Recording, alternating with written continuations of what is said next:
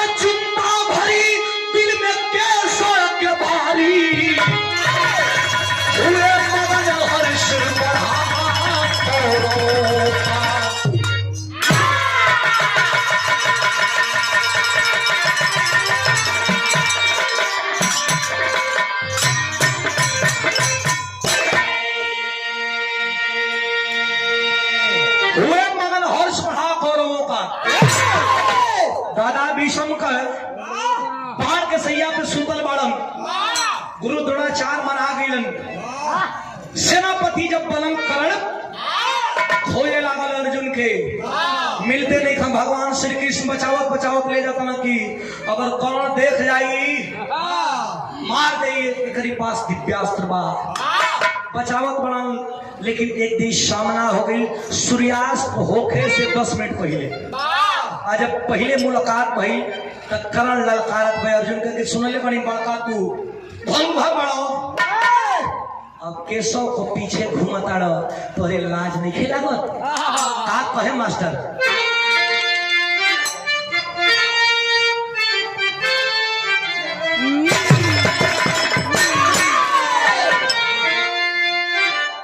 स्वर्गीय रामदेव दादा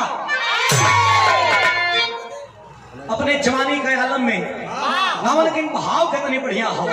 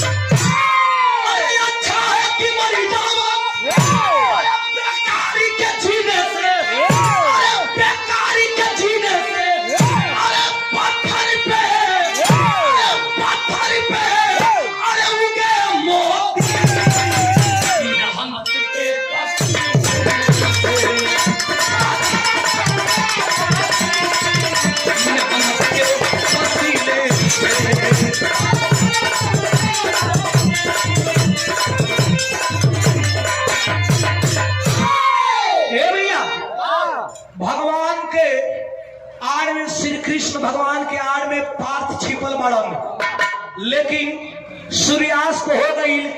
रात भर शिविर में सोचल गई कि कैसे अर्जुन का जान बची। पांचों पांडव पाती के लिखलन वीर घटोचक के। घटोचक हिडिंबा का लड़का रहा जो 14 बरिस का वनवास भई रहल। पांचों पांडवन के भीम से बियाह भरल हिडिंबा से, आ हिडिंबा का लड़का रहल वीर घटोचक। जब आयल पांचों पांडवन से मिलल, अर्जुन से सवाल करल कि लड़े तो आई बने लेकिन हमार भैया बा अभिमन्यु कहाँ बा। जब अभिमन्यु के खोजे लगल हो भैया तो बतावत पड़न का बिरहा में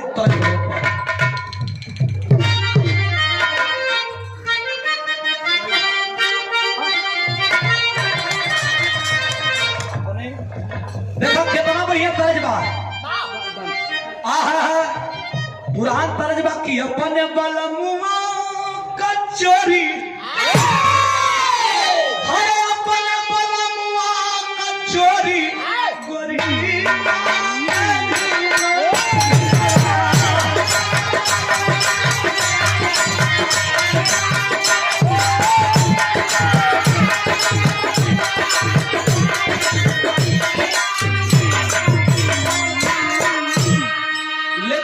गुरुजी गाँव हमन कबो देखली जाना। गुरुजी गाँव की सामरिया मोरे राम कहा कि गंगा जी के तनु नहैबा, अरे गंगा जी के तनु नहैबा मनरिया लामै कहन।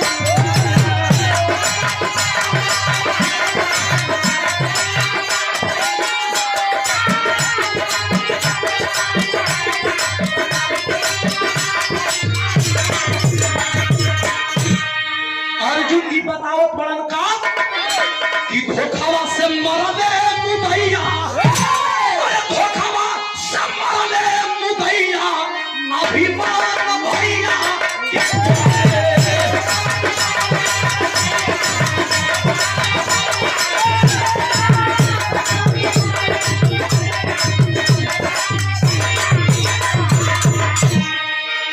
देना घटे चकी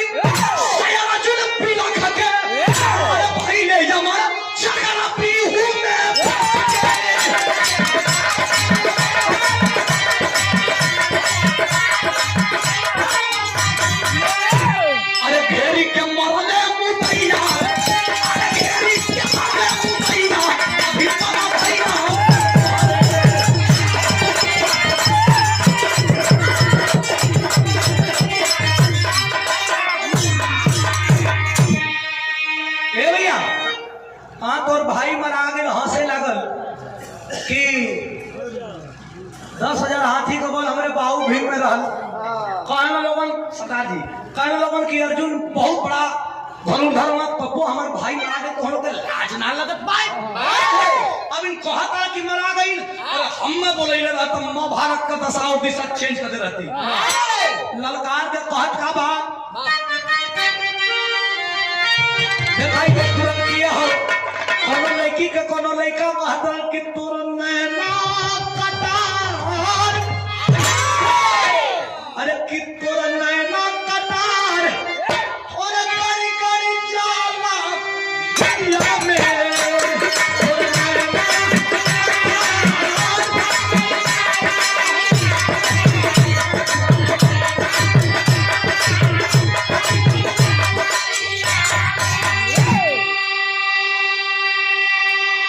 अरे लेकिन बोला पाका जुधार, अरे बोला पाका जुधार, अरे काहे ना हमके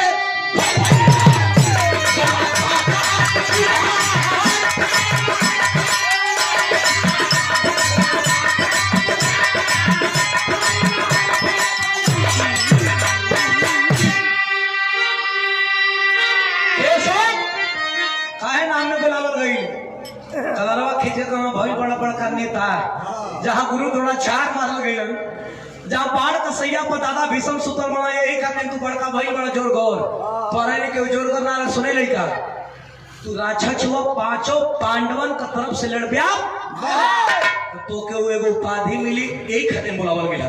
हां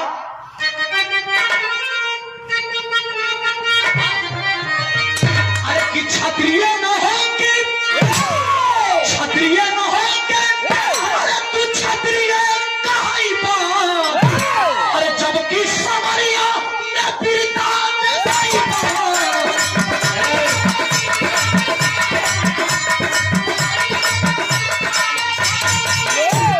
अरे काजा शेर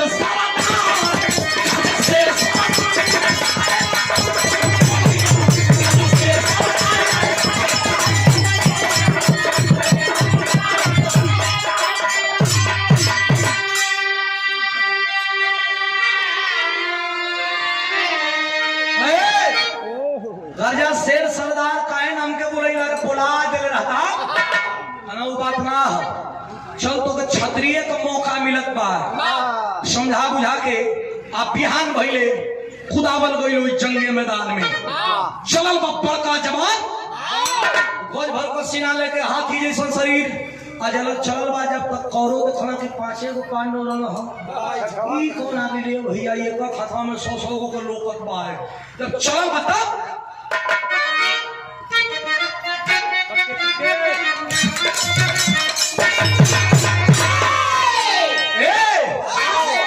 जवाब है बात की गोरिया तीन भाभी कई के कटिया लेकिन घटो चक कैलस का जैसे कर जन लगा है जवाना जैसे कर जन लगा है जवाना वैसे कर जन लगा है जवाना।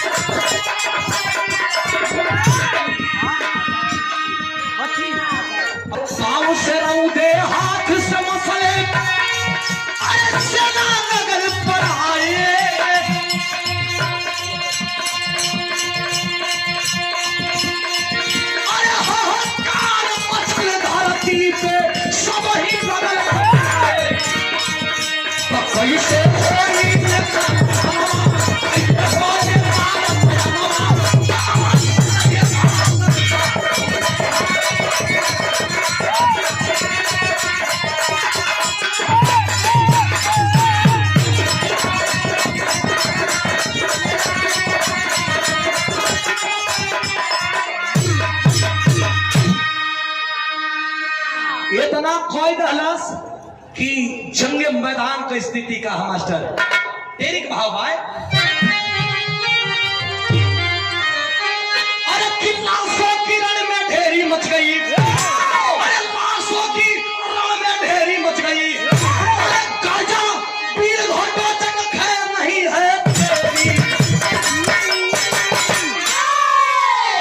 गर्जा वीर घटोचक खैर नहीं है तेरी। हे भैया इतनी ललकार दलस कि जाके दुर्योधन कहता कि जल्दी मरबा कि का करबा कि ना मरबा तो हमन के मार दई।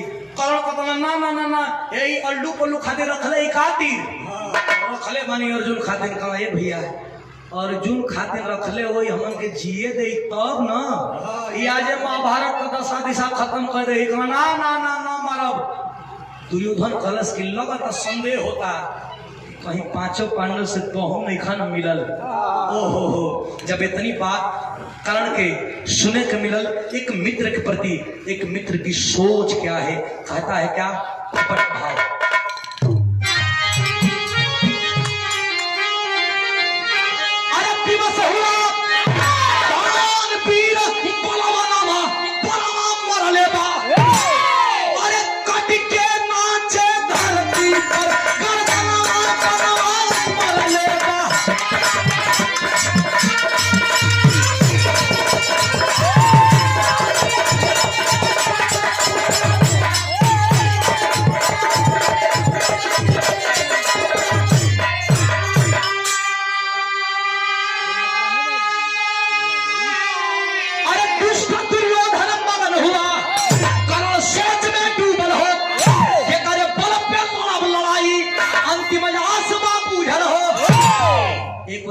दुर्योधन मगन भइला कि मार धनी लेकिन एक और करण सोचत बा कि शरीर तो बात लेकिन एकरा में से प्राण निकल गई जैसे ही दिव्यास्त्र खत्म भइल। अब अर्जुन के कैसे मारब लगत है कि लड़ाई अब हार जाई कैसे भीमसेन के मूर्छित भइले मरना मरले बा अरे कट के नाचे धरती पर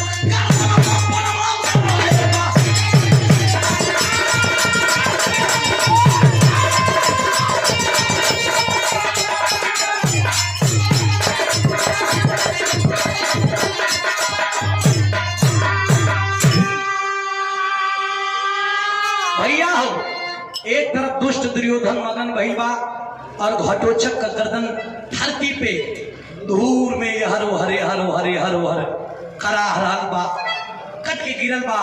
तो जंगे मैदान का कहानी कैसन भयल?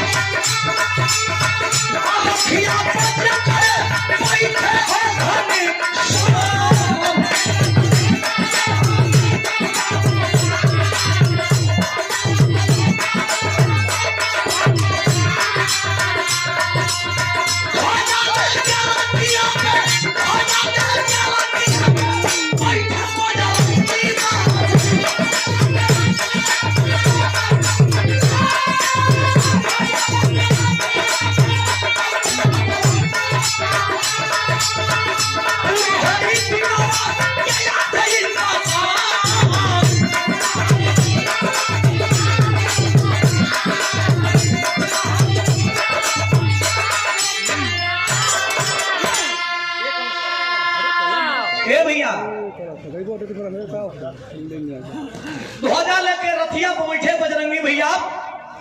एक तरफ से जब करण बाल चढ़ावे ता अर्जुन का रथ 3 हाथ पीछे जा। जब श्री कृष्ण जौने और रथ पे बैठल बाड़न, वो रथ से 5 बार चढ़ावे तब करण का रथ 100 हाथ पीछे जा। लेकिन 100 हाथ पीछे जा तो भगवान कुछ न बोलो। और जब वहां से करण बाण मारे, जब अर्जुन का रथ 3 हाथ पीछे जाए वो ये से ललकाना, जियो अरे जीव जीव भगवा जीव। गजब रे गजब, करण मानना पड़ेगा। मान नहीं मन कुछ नहीं का करत हो, बोलना कहो भगवान आप हमरे रथ पे बैठल बानी आ ललकारत बानी दुश्मन के, जौन की 100 हाथ पीछे कही है तरह कुछ ना बोली। हाँ आऊ जौन हमार दुश्मन 3 हाथ पीछे मरले बा तरह ललकारत बानी कि जियो ये करण जियो। का बात बा? कहा ए अर्जुन ए बात कहत रहो कि 3 हाथ में काहे ललकारत बानी? तो सुनो, तोरा रथ पर तीनों लोग के भाग लेकर हम बैठल बनी। तोरे ध्वजा पर स्वयं वीर बलि हनुमान बैठल बड़न, आ तबो तोहरा रथ के 3 हाथ पीछे कर दलस। सोचो, कल्पना करो कि हम ना रहती जा तू कौना लोक में मिलता।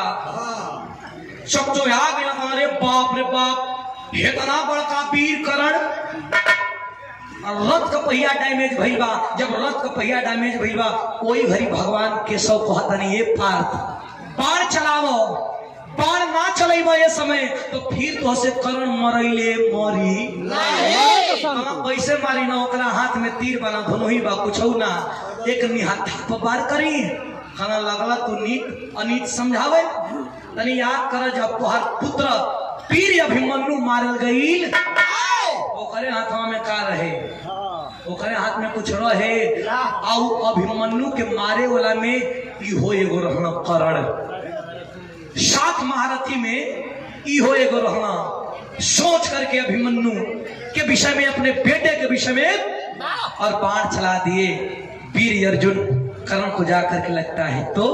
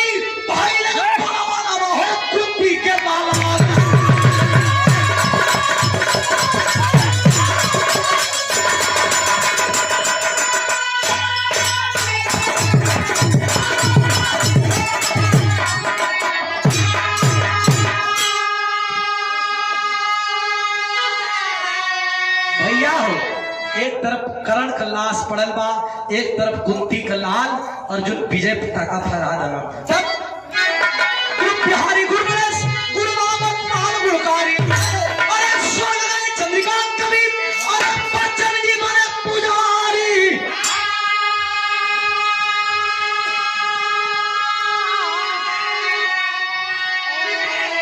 अरे 500 किरण में भेड़ी बच गई।